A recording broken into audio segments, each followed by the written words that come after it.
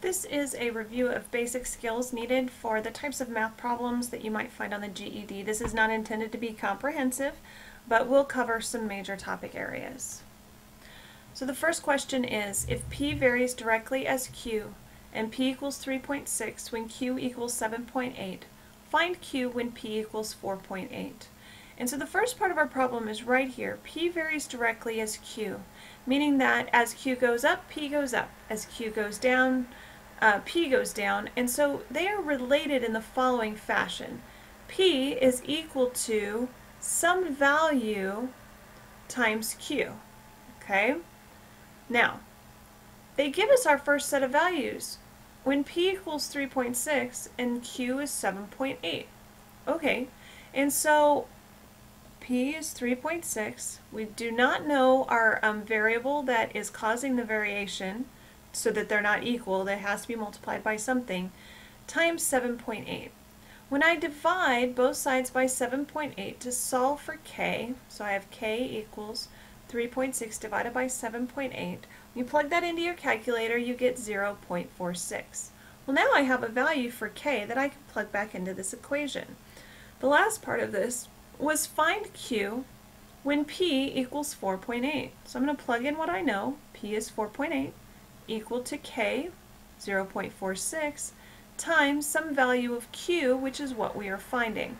So when I divide both sides of this equation by 0.46, I end up with a Q value of 10.43, and that is the answer to that question. And remember what I said before, that as Q went up, P would go up, and we find that to be true. Q is higher, P is higher. Great way to reality check to see if you're on the right track. Okay, in this case we are solving for a variable. I'm just going to go ahead and solve this one. The answer to this one is not obvious. Since I am solving for n, the first thing I want to do is have them on both sides of the equation, or have them all on one side of the equation. And since this one's separated and it's easy to get it over there, I'm going to go ahead and add n to both sides. So now I have mn plus n is equal to 3p. Now this may not look like it helped out much, but it actually did, because now I have a common variable in both sides of this plus sign, which means that I can factor out this n. So the n comes out, m plus 1 is equal to 3p. Now, notice that if I multiply this back, I end up with what I had before. N times m is right here. N times 1 is n equals 3p. Well, now I still need to solve for n. It needs to be the only thing on the left-hand side of the equal sign. So I'm going to divide both sides by this entire expression, m plus 1. And so these cancel out, obviously. So my final answer for this problem is n is equal to 3p divided by m plus 1, and that is the final answer.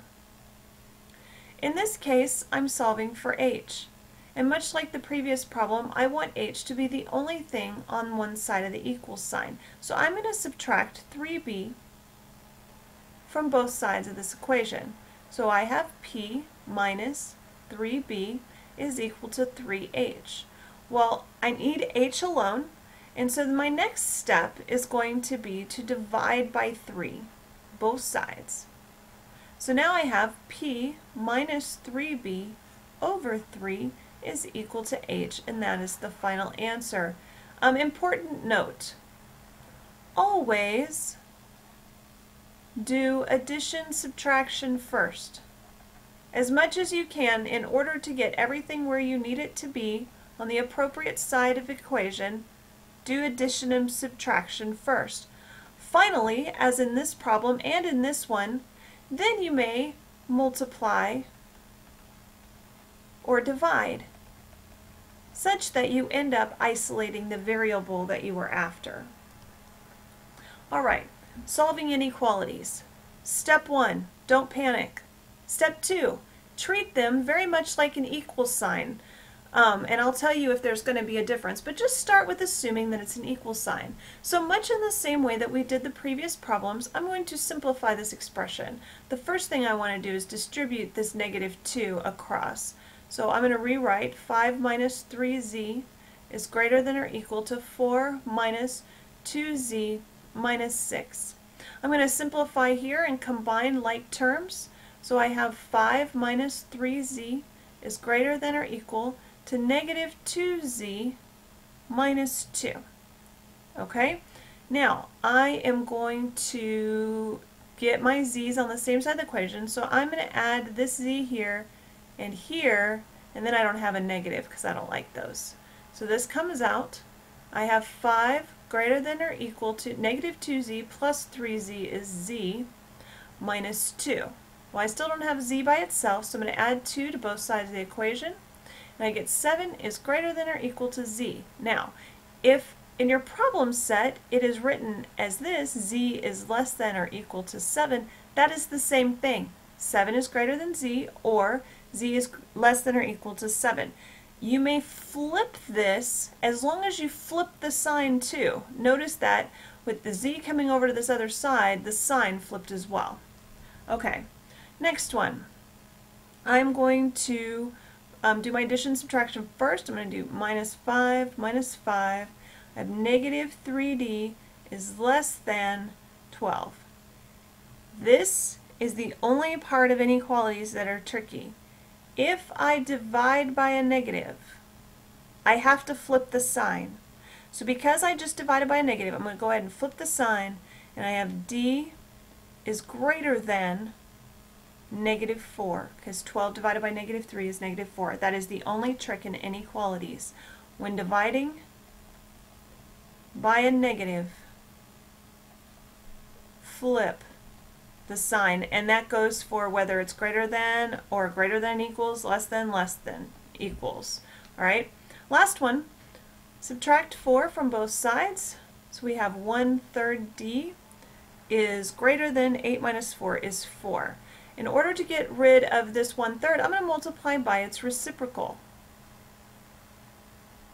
Because in this way the 3's cancel, the 1's cancels, and I have d is greater than 12, and that is the answer to that one. So inequalities, really treat that exactly like an equal sign unless you have this eventuality. If you have to divide by a negative sign in order to isolate the variable, you need to make sure that you flip the sign.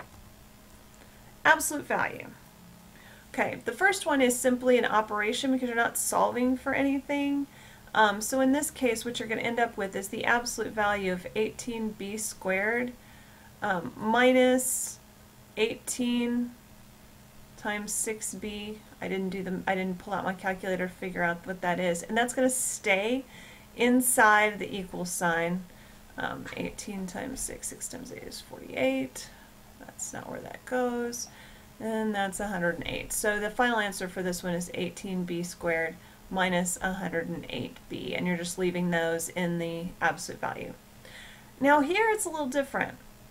I'm going to go ahead and distribute this in here. So I have -2x plus 6 minus 6 is less than or equal to -2. Now same thing, I'm just going to treat that like an equal sign. Plus 6 plus 6. So I end up with an equation that looks like this. I want only the absolute value to be on one side in this case. Here's a 4. Okay, here's the tricky part. This equation has two faces because of the absolute value, which means that x has two faces, because what we don't know is if the answer of this is +4 or -4, because if I have the absolute value of x is equal to 2, what I don't know is whether or not that x started out life as a 2 or was it a -2. And that is what we have to resolve when we have an absolute value. So I'm actually going to write this equation two ways.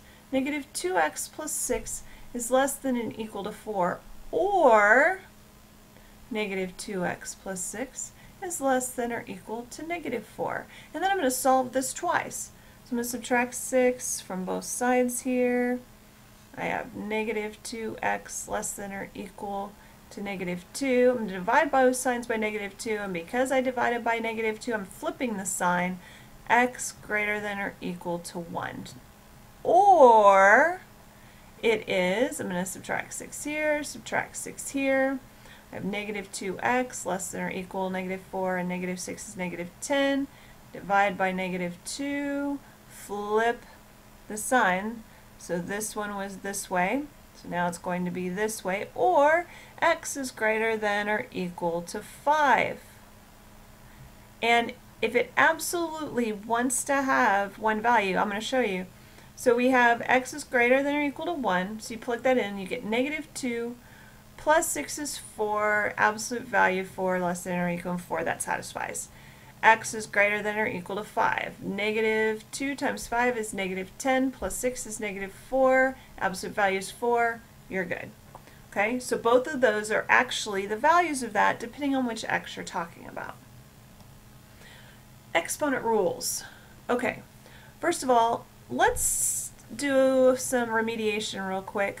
If I have a times a divided by a times a, I can cross these out, right? Because this is 1, and this is equal to a. I can rewrite this expression as a cubed divided by a squared. You notice that there's still 3, there's still 2, so 3 minus 2 is equal to 1, a to the first. Okay? This is the same problem both sides. This one is just, I'm really doing 3 different things here. So I'm going to write them as though I'm doing 3 different things. I have this, negative 18 divided by negative 9. I have a to the 7th divided by a. And I have b squared divided by b to the 4th. I'm not breaking any rules, I'm just splitting it up. So I'm going to do this piecewise. Negative 18 divided by negative 9 is 2. A to the 7th. Now remember what I just did over here. This a3 divided by a2 is the same as a to the 3 minus 2, which is a to the first. So this is the same as a to the 7th minus 1, the one that's not here that's assumed. So this ends up being a to the 6th because I took this a out of that one. Now, here's where we get another exponent rule. If I have b squared divided by b to the 4th, this is the same as saying b to the 2 minus 4, which is b to the negative 2. Well, that's ugly. But anytime you see this negative exponent, assume it needs to be on the other side of the fraction bar. So you have this illusory fraction bar. B to the negative 2 is the same thing as 1 over b squared. So really, I'm going to rewrite over here. I have 2 times a to the 6th divided by b squared, and that is the final answer because I would have been multiplying this times 1 over b squared. Alright, another exponent rules. As opposed to when I multiply them, a squared times a to the 3rd, this is a to the 5th because I have a times a times a times a times a. 1, 2, 3, or 1, 2 for this guy. 1, 2, 3, a to the 5th. When I have a cubed, though, to the square power, I'm really saying I have a to the cubed times a to the cubed, and so it's a to the 6th. So instead of adding them like I do here, when I have the exponents I have to multiply. So I have this 2. Negative 2 squared is 4. X to the negative 4th, I'm going to deal with the negative here in a minute. X to the negative 4th, so negative 4 times 2 is x to the negative 8th. Y to the 5th, 5 times 2 is 10. Y to the 10th, z2. Notice I did each term separately. Now I need to deal with this guy, you never want to have that. So we're going to send him down below the fraction bar. So we have 4 over x to the 8th, y to the 10th, z squared. I'm going to go ahead and pause this. I'm going to go ahead and stop this video and I will deal with the rest on the next go around.